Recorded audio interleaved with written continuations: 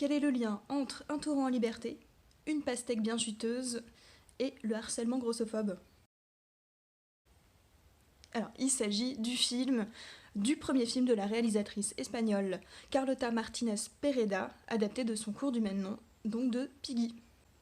Donc, pour en dire quelques mots, la jeune Sarah, fille du boucher et loin d'être filiforme, se voit attribuer le subtil surnom de Piggy par les autres adolescents du village.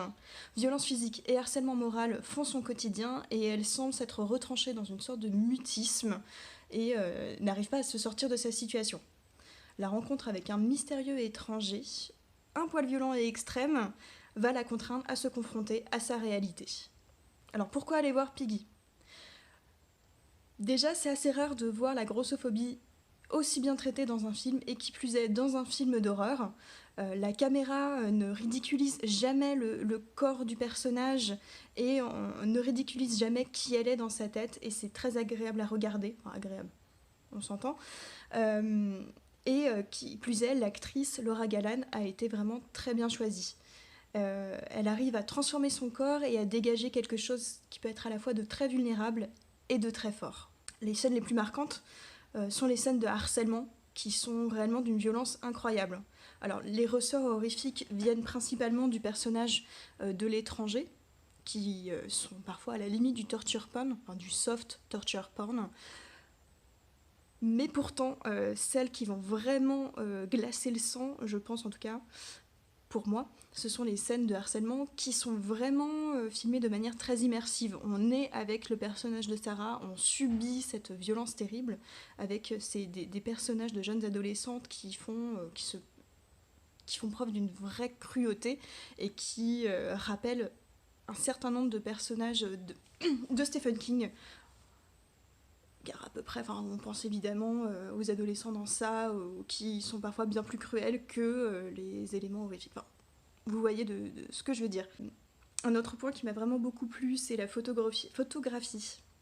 La photographie est particulièrement réussie. La chef opératrice, Rita Noriega, a fait un énorme travail sur les couleurs.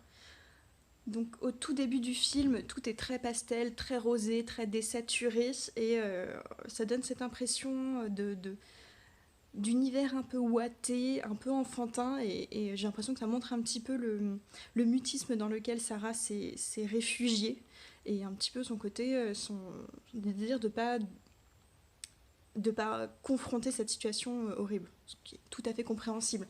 Mais je pense que c'est un petit peu tout le sujet du film, et c'est pour ça que voir l'évolution des couleurs est assez intéressant, parce que les dernières scènes sont au contraire avec des couleurs bien plus franches, même si très grises et très noires, donc vraiment pas très colorées, et montre qu'il y a eu une évolution dans sa manière de vivre et dans son envie de prendre les choses en main. D'ailleurs, la dernière scène, le dernier mot dit par le personnage est franchement d'une intelligence assez folle concernant les problèmes de harcèlement. Et alors je vous laisse le découvrir, je vous dis pas, je vous spoile pas ce qui se passe à la fin, mais je trouve que c'est vraiment très malin et très juste.